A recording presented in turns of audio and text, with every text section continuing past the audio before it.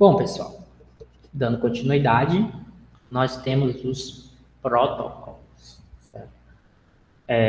Os protocolos, dando uma breve introdução, eles são a forma como as aplicações e as informações elas são transmitidas dentro da rede.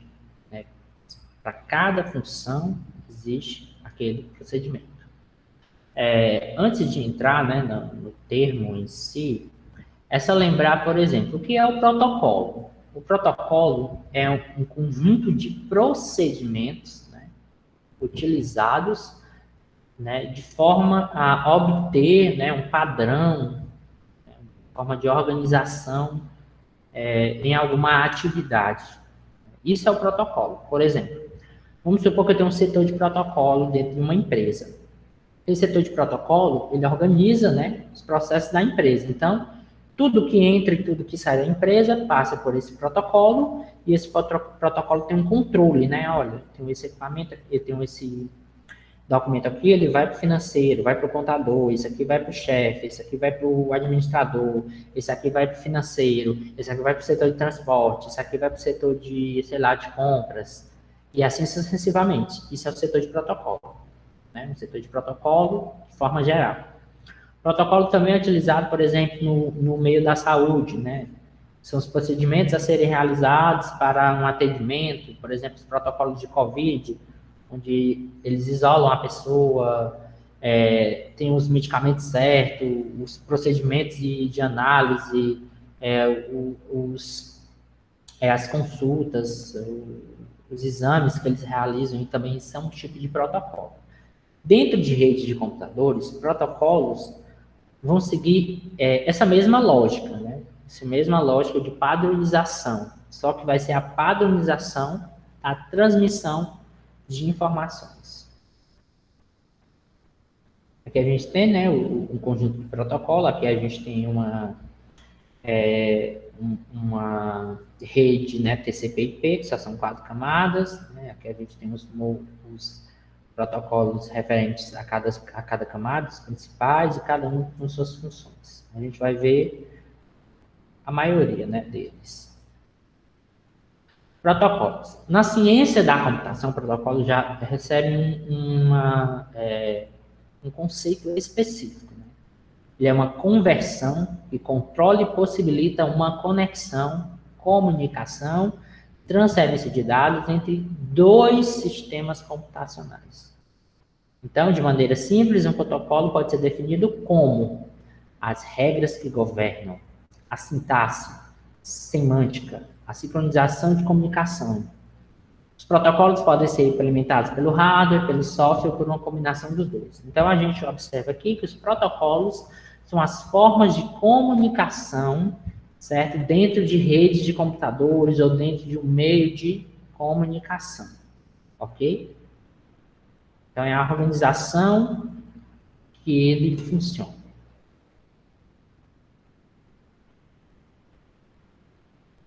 Bom, pessoal, eu tenho uma pilha de protocolos, né? Aqui eu tenho uma configuração de padrão, né? De protocolos, né? Das camadas de rede. Existe dois tipos, né? Existe o protocolo TCP/IP, né? A pilha de protocolos TCP/IP, que tem uma certa organização, e a pilha de protocolo OSI, né? São 7 camadas. Qual a diferença entre elas? Só o número de camadas. Somente isso. A TCP/IP tem 4 camadas e a modelo OSI tem 7.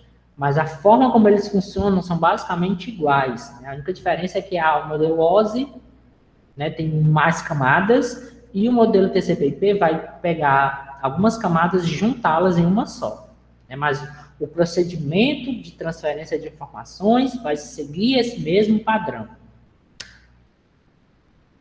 A gente tem a camada de ligação de dados, que é justamente aquela que é responsável pela essa transferência, né, de dados, trabalha geralmente na camada física, nos dispositivos físicos, na questão do MAC, na comunicação entre a placa de rede e os equipamentos de rede. A camada de rede é aquela que dá a rota, né? Geralmente o roteador trabalha nessa camada, né, de endereçamento. É aqui que vocês vão ver, por exemplo, o protocolo IP, né, que é dividido em IP versão 4 e IP versão 6, o ICMP, GMP, IPsec, ASPF, que são todos protocolos de gerência de rede. A camada de transporte, que vai ser a camada que é responsável por transportar, né, pegar os pacotes de um canto, levar ao outro. Esse é a responsabilidade da camada de transporte. O protocolo mais famoso da camada de transporte é o protocolo TCP. Então, o protocolo TCP é o responsável pelo envio e recebimento de informações. Ok? Existe também o protocolo UDP, né, que existe, ele vai fazer também essa transferência, a mesma função do TCP, com uma pequena diferença que a gente vai ver mais à frente. E os protocolos de aplicação, né, que vai trabalhar a nível geralmente de abertura de sessão, criptografia e aplicação, né, lá no software. Então, é ele que vai fazer a transferência de arquivos, a leitura de, sei lá, de páginas HTML, gerenciamento de e-mails, acesso remoto. Então, a questão do endereçamento IP dinâmico, DHCP também, a conversão de nomes em domínios, então, tudo isso vai acontecer nessa camada de aplicação. Os protocolos de transporte, né? Vou falar primeiro do protocolo TCP. TCP quer dizer Transmission Control Protocol. Ele é um dos protocolos sobre os quais se assenta a internet. Então, os dois protocolos principais em rede de computadores são os protocolos TCP e IP. Ok, pessoal? Lembre-se sempre, são os dois principais protocolos dentro da minha rede. TCP e IP. Eles são geralmente chamados, por isso que é um conjunto de protocolos TCP e IP, né, do modelo TCP/IP. A versatilidade e a robustez do TCP tornam-se adequadas às redes globais, já que este verifica se os dados são enviados de forma correta, na sequência apropriada e sem erros e pela rede. Então, assim, a tecnologia de TCP/IP, ela é tão boa, ela é tão bem organizada, que até hoje não veio nenhum outro protocolo que possa, né, fazer a sua mesma função ou mais eficiente. O protocolo de controle de transmissão, né, que é a tradução de TCP, provê confiabilidade, entrega na sequência correta, verificação de erros de pacote de dados entre diferentes nós da rede. Né? Nós quer dizer ligações, né? Pontos de ligações dentro da rede, para a camada de aplicação. Outro protocolo, pessoal, é o chamado UDP. O protocolo UDP, ele, né, utiliza, né, os datagramas da mesma forma que o TCP/IP, né, trabalha com IPv4, IPv6, só que ele não é confiável.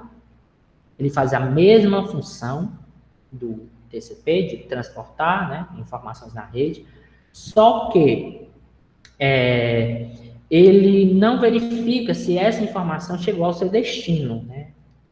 Ele não tem aquela questão, o procedimento de retransmissão, coisa que o TCP tem, por exemplo. Vamos supor o seguinte: você mandou uma informação. Essa informação foi enviada, certo, para o, sei lá, seu namorado, sua namorada, seu pai, sua mãe.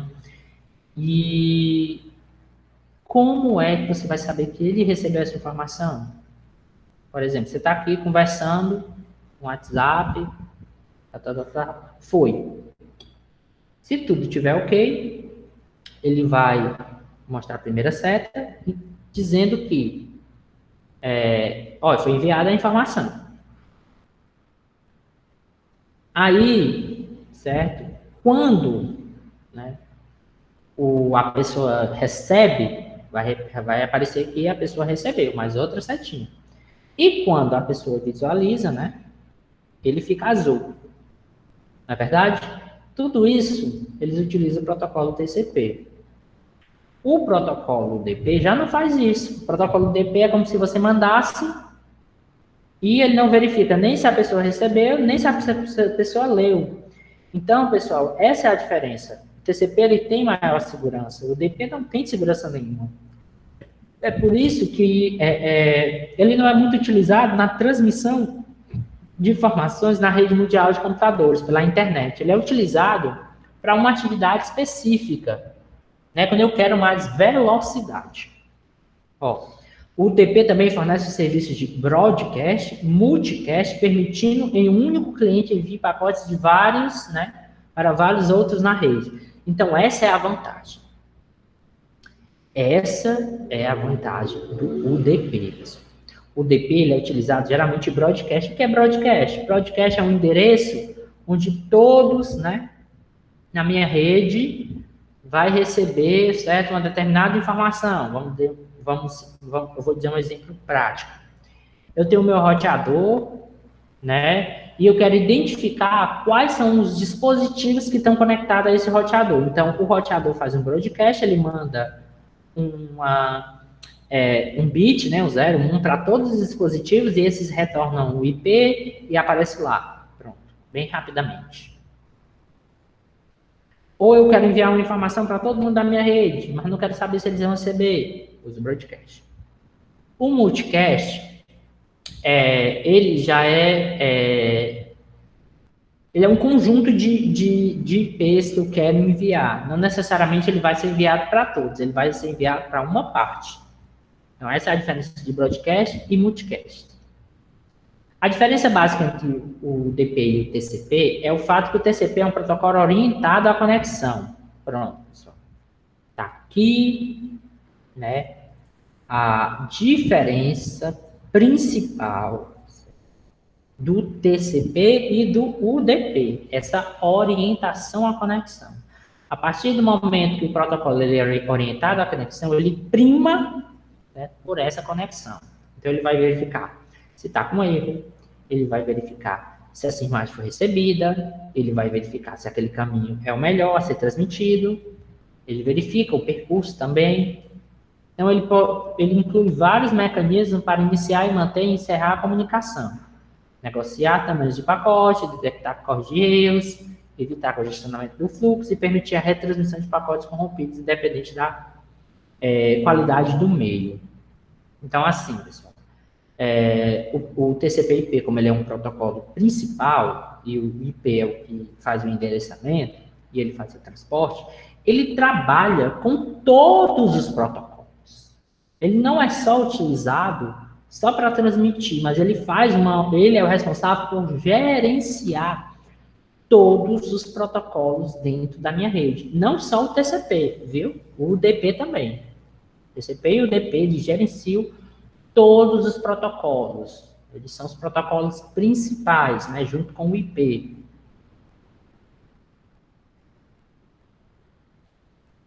O TCP e o UDP introduzem o conceito de porta, tipicamente associada a um serviço, camada de aplicação, ligação específica. Assim, cada um desses intervenientes na conexão dispõe de uma porta associada, um valor de 16 bits, que dificilmente será o mesmo interlocutor. Alguns serviços que fazem uso dos protocolos específicos são tipicamente acessíveis em portas fixas, conhecidas como portas bem conhecidas, que são aquelas numeradas de 1 a 1023. Pronto, pessoal. A gente vai adentrar aqui ao conceito de portas. Portas lógicas. O que são essas portas lógicas? Vamos supor que eu vou entrar numa casa e cada porta dá acesso a um compartimento. Eu abri a porta da casa, entrei na sala. Abri a porta da cozinha, entrei na cozinha. Abri a porta do quintal, entrei no quintal. Abri a porta do banheiro, entrei no banheiro. Abri a porta do quarto, entrei no quarto. Então, cada porta vai me colocar em um caminho específico, diferente dos demais. Eu não vou, por exemplo, abrir a porta do quintal e achar que eu vou entrar no quarto, né? Só se não tiver parede, aí eu entro, né, sem parede, mas aí já vai longe, porque não vai no conceito de porta, né? Não segue uma lógica. Mas é basicamente isso. Cada porta é utilizada para um serviço específico, para um protocolo específico. Então, cada protocolo tem, por padrão, aquela porta específica. Porém, vocês vão verificar que eu posso fazer uma modificação e utilizar outra porta, ou, por exemplo, bloquear aquela porta e abrir outra porta para fazer aquela mesma função. Então, eu posso fazer isso, né? Só que todos os meus dispositivos têm que ser configurados para reconhecer que tal porta é utilizada para isso.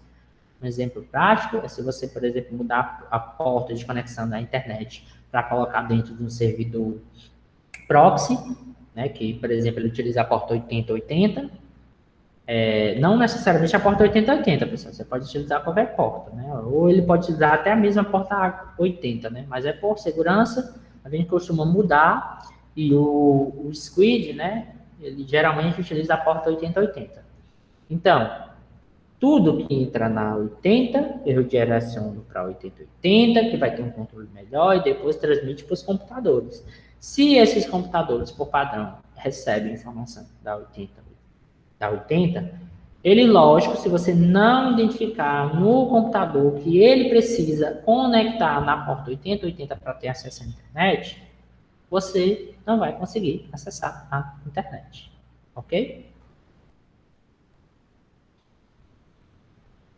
Então, aqui eu tenho uma diferença, né, ó, do TCP/IP. Então, o TCP ele envia, deu erro, retorna a informação. O DP não. O DP envia, né, a gente observa que ele é orientado à conexão, né, TCP, porque ele, né, verifica se tem erros, se o pacote foi transmitido, coisa que o DP não é orientado à conexão. Ok? Pronto. Agora a gente vai entrar, né, em IP, né? Eu não vou... mais na frente eu vou falar um pouco sobre IP, né? Mas como é que eu posso falar o que é o IP? O IP, que é Internet Protocolo, né? Protocolo de internet, ele é o responsável pelo endereçamento das informações. Como assim? No lugar de você transmitir as informações utilizando um hexadecimal, que seria o endereço MAC, ele transforma esse endereço MAC em um endereço lógico, endereço lógico, e esse endereço lógico é um endereço, né, decimal. A classe de IP, ela é dividida entre classe A, classe B, classe C, classe D e classe E. O que identifica é o primeiro octeto. O que são octetos? É um conjunto de 8 bits, né? São, vamos dizer, 8 zeros ou 8 uns, ou uma alternância desses outros bits, né? Constituindo 4 conjuntos, e por esse motivo, que essa alternância entre zeros e uns, o zero total, né, o número zero, e o 1 binário, né, que são binários, total, né, 8 bits uns dá 256, né, mas o número máximo é 255 porque o zero conta, ok? Zero é um número, zero dentro do binário, ele é utilizado como um número contado em si, ok? O que identifica a classe e o comportamento, né, do IP é o primeiro octeto. Ó, o primeiro octeto é o que identifica, certo? Qual é a classe desse IP. Se o primeiro octeto vai de 1 até 127, ele é classe A. Se ele vai do 128 até o 191, ele é classe B. Se ele vai do 192 até o 223, ele é classe C. E se ele vai do 224 a 239, classe D. 240 a 255, classe E. Então, vocês vão observar que é mais ou menos assim. O primeiro octeto, ele começa com 1. Ele é 1, né? Pronto, tem um 1, ele vai, né? Já dá 128 números. Só nessa alternância. Passou de 128, ele vai pegar o segundo. Né? Ele vai pegar o segundo grupo de bits. Aí ele vai, alterna, modifica, vai também nessa mesma velocidade. Aí ele pega o terceiro conjunto de bits. vai, e assim sucessivamente, ok? Então, dentro desse endereço IP, eu tenho a identificação do host e tenho a identificação da rede. Então, como é que eu vou identificar? Primeiro, eu tenho que saber que classe é. Se é classe A, classe B, classe C, classe D, ou classe E. Geralmente, a gente utiliza para uso, né? Classe A, B e C. D e E é utilizado para experimento e multicast. Eles nem são utilizados, na verdade, não. Então, a gente tem 4 octetos, né? Esses octetos são o que vai identificar o que é a rede e o que é host. Na classe A, eu tenho um, né, octeto que identifica a rede e tenho 3 octetos que identificam o host. A classe B eu tenho meio a meio, 2 de cada. E na classe C, eu tenho 3 que identificam a rede e 1 que identifica o host. Qual a vantagem? O IP classe A, ele tem 126 redes, né? Ele tem 10 elevado a 7 menos 2. Esse menos 2, pessoal, é porque todo endereço IP, ele vai ter que ter o endereço da rede, que é o primeiro, e o endereço de broadcast, que é o último. Toda rede é assim, viu? Endereço de rede e endereço de broadcast. Então, o número de IPs válidos, tirando, né, lógico, do meu roteador, que também vai ser diminuído, mas ele é um IP válido, você eleva, né, a quantidade de bits, por exemplo. Eu falei para vocês que o primeiro octeto, né, ele vai do 0 ao 7. Ele vai do 0 ao 7 porque um dos octetos não é utilizado. Então, 2 elevado a 7 dá 128. 128 menos 2, 126. Então, por quê? O 0, ele não é uma rede válida, e o 127 é o endereço de broadcast, certo? Ele é o padrão utilizado pelo broadcast. Ele não é utilizado. Você tem um IP que começa com 127, saiba que do 127.000 até o 127.255, 255, 255, eles são endereços de broadcast, certo? Para você fazer algumas funções na rede. Ele vai enviar uma informação para todos os endereços da rede, retornar, fazer um retorno, até mesmo o endereço da própria placa de rede.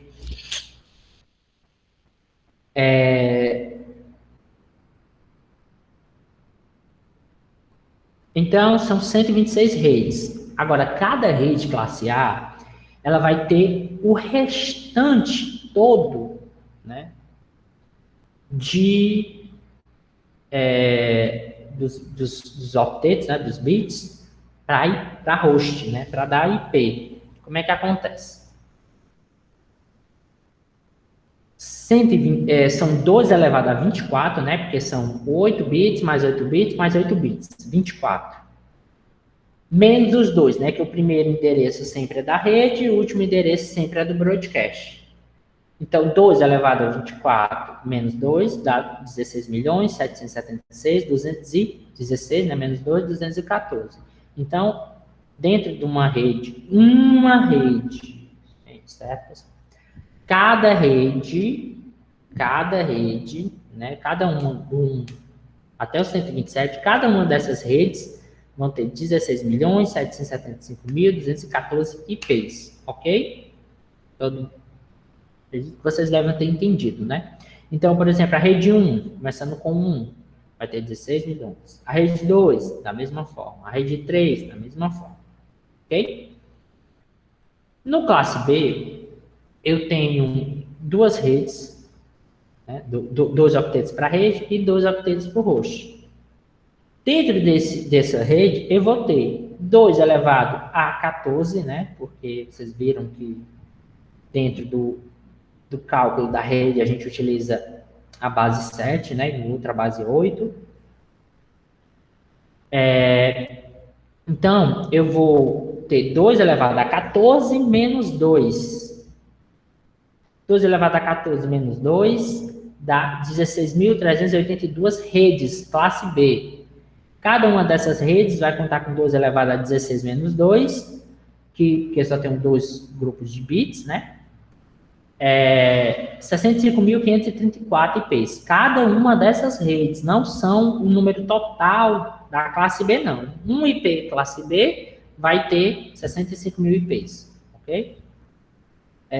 Professor, mas eu sou obrigado a utilizar essa quantidade? Não, existe uma coisa chamada mascaramento da rede, certo? Você pode pegar e dividir a rede em várias partes, como você achar melhor. Você pode pegar uma rede grande, classe A, e transformar em diversas redes subclasses, né, subredes.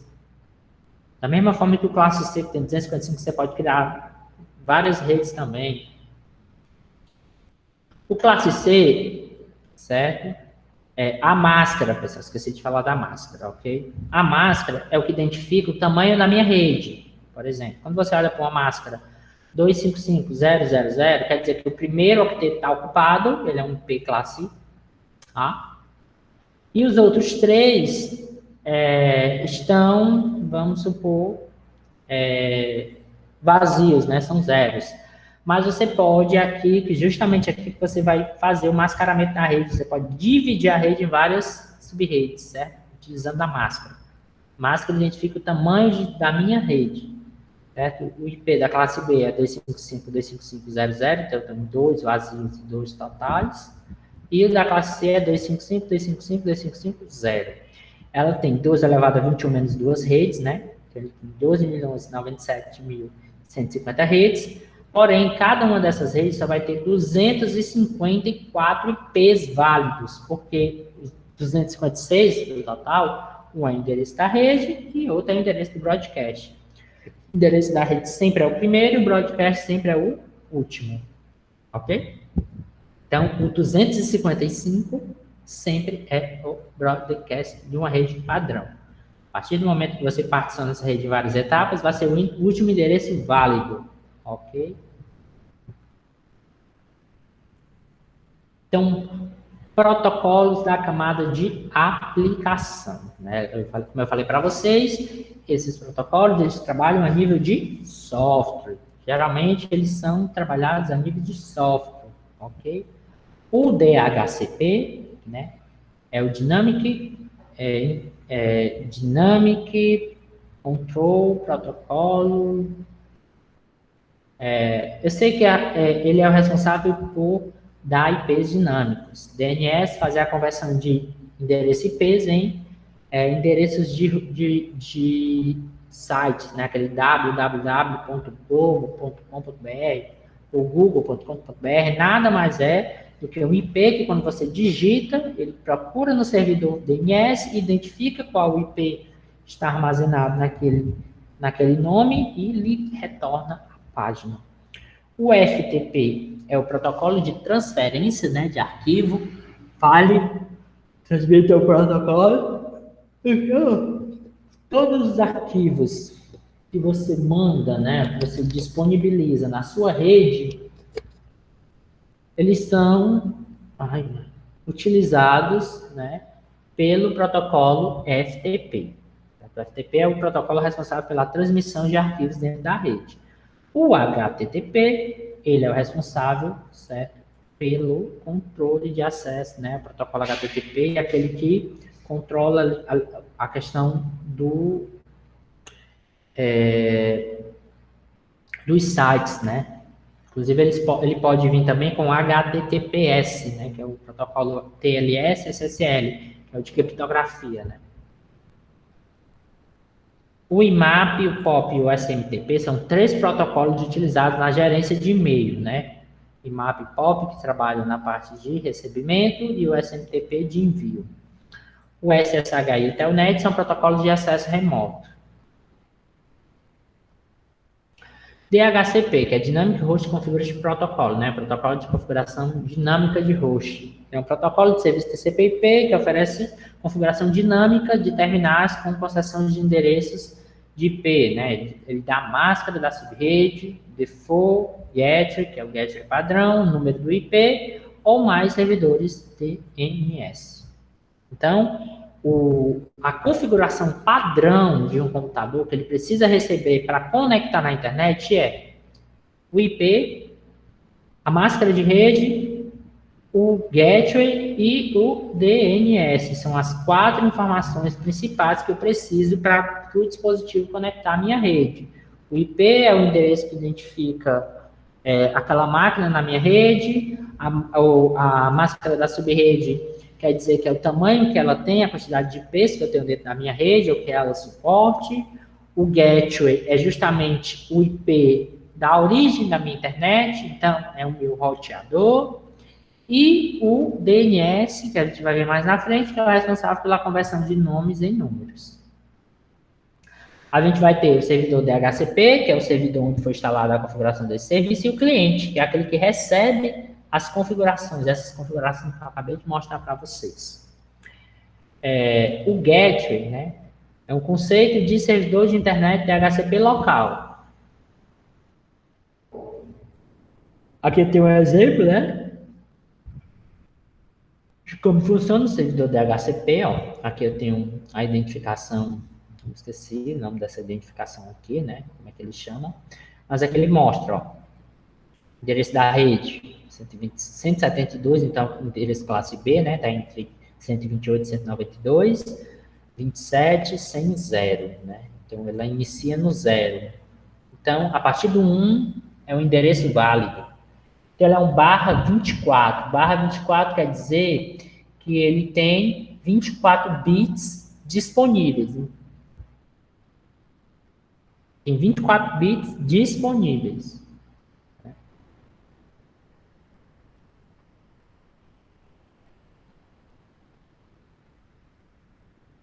Aqui, ó, eu tenho o início, né? 172, 127, 100. Aí, ele é o 3 do meu servidor, então ele está, né, direcionando IPs para as máquinas. Olha, começou na 21, 22, 23, 24. Alguns servidores da HCP mandam IPs nas ordens, né? Uma ordem lógica de números, 1, 2, 3, 4, 5 e assim vai. Já outros dão números totalmente aleatórios, né? Um pega 200, outro pega 100, outro pega 80, outro pega 70, vai depender muito do servidor DHCP. Mas esse controle todo, né, de gerenciar os IPs da rede é dado pelo servidor DHCP. Tá aqui, pessoal. Essas são as informações disponibilizadas pelo DHCP. Lembrando que a gente pode configurar essas informações manualmente, mas o DHCP já faz com que ele pegue essas informações, né, automaticamente. Então, essas informações é o IP, né, o endereço da minha máquina, a máscara de subrede, que é o tamanho, né, e o gateway, que é de onde vem a minha internet, o meu roteador. E o DNS, que pode ser mesmo um roteador, né, porque o roteador pode fazer o papel de DNS ou fazer uma ligação de um DNS secundário com um DNS primário.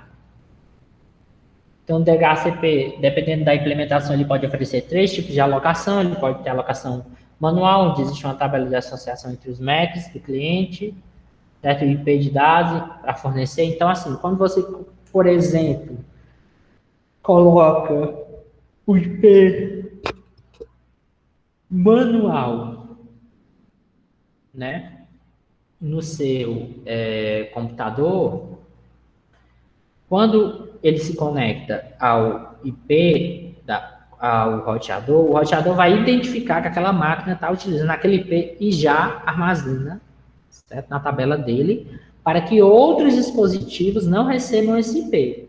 É por esse motivo que a gente não tem tanto conflito de IP atualmente, né? Todos os conflitos de IP é a nível de usuário. É o usuário que configurou o mesmo IP para 2 máquinas, porque o servidor de DHCP muito difícil, eu nunca vi, pode ser que antigamente ele fazia isso, mas hoje em dia ele não dá mais o mesmo IP para 2 dispositivos, porque o IP é justamente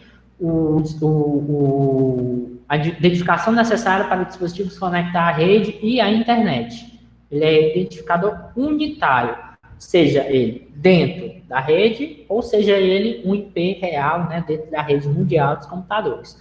Uma coisa que eu esqueci de falar para vocês, pessoal. A gente tem o IP privado e o IP real. O IP real ele pode ser identificado em qualquer lugar do mundo. Já o IP privado, né, que é o IP nateado, ele é dado por uma tecnologia chamada NAT, que ele pega um IP real e cria, né, diversos outros IPs que não existem na rede mundial de computadores e que acessam a internet por esse único IP. Ele cria portas de acesso entre dispositivos que não existem na rede mundial de computadores para dispositivos que existem na rede mundial de computadores.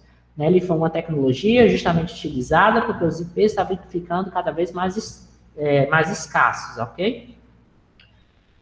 E a automática, né? A automática e a dinâmica, eles são formas de o servidor DHCP dar, né, automaticamente um determinado IP aleatoriamente, numa ordem que ele mesmo escolhe, ou pode vir uma ordem sequencial, isso vai depender muito da aplicação. Aqui eu tenho as duas formas de configuração de um protocolo IPv4. Lembrando que o protocolo IPv4 é diferente do protocolo IPv6. O IPv4 é um conjunto de 4 octetos, e IPv6 usa hexadecimal, é um número imenso.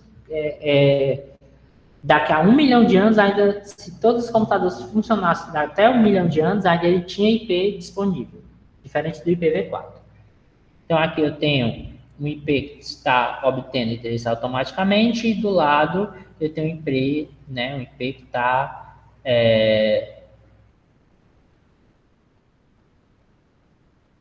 que ele está fazendo esse processo manual. Lembrando que esse IP está sem GET, então ele está sem acesso à internet, viu? E para concluir, a gente tem o DNS, Sistema de Nomes de Domínio. Ele é um sistema hierárquico distribuído de gerenciamento de normas para computadores, serviços ou qualquer máquina conectada à internet ou rede privada. Em sua utilização mais confiável, associa nomes de domínios mais facilmente memoráveis a endereços IPs numéricos, necessários à localização e identificação de serviços, dispositivos e processos esse dominado. O DNS apresenta uma arquitetura cliente-servidor, como eu expliquei para vocês, né? Cliente-servidor, então ele tem um servidor central que disponibiliza para os clientes, né, essas informações. Podendo envolver vários outros, né, servidores DNS, são os servidores DNS primário e secundário, vai depender da posição na qual ele ocupa, né, nessa rede.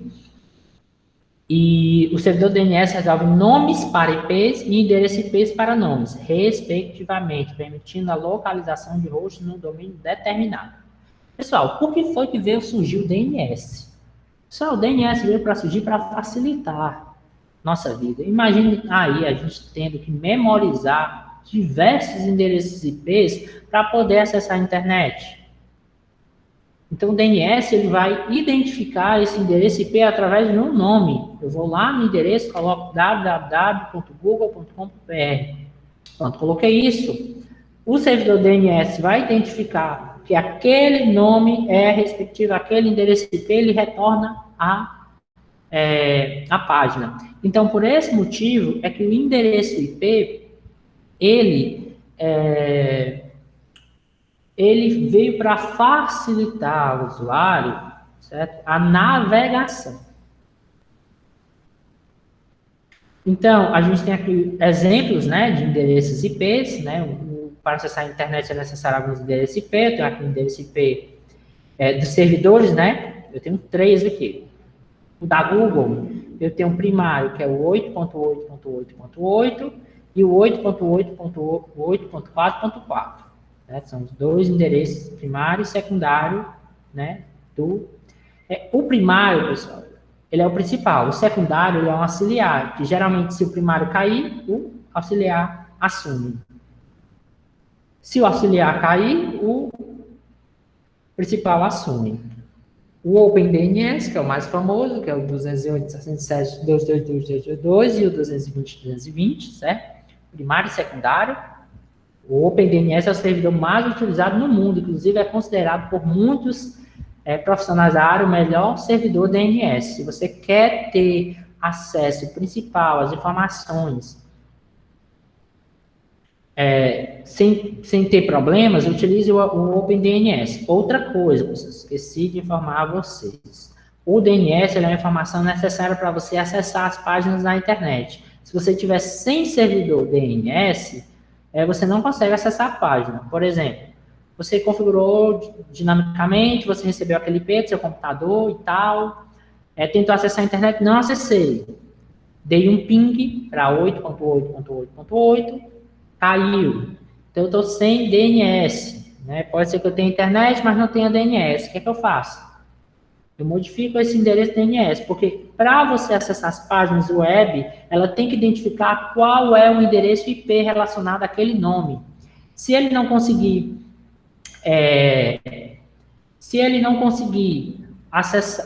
encontrar esse endereço IP, ele não acessa, ele não devolve a página. É por esse motivo que o DNS, né, quando ele cai, você não tem acesso à internet. Às vezes você pensa que caiu a internet, mas na verdade só caiu o servidor DNS. Se você for lá e mudar, você tem acesso à internet.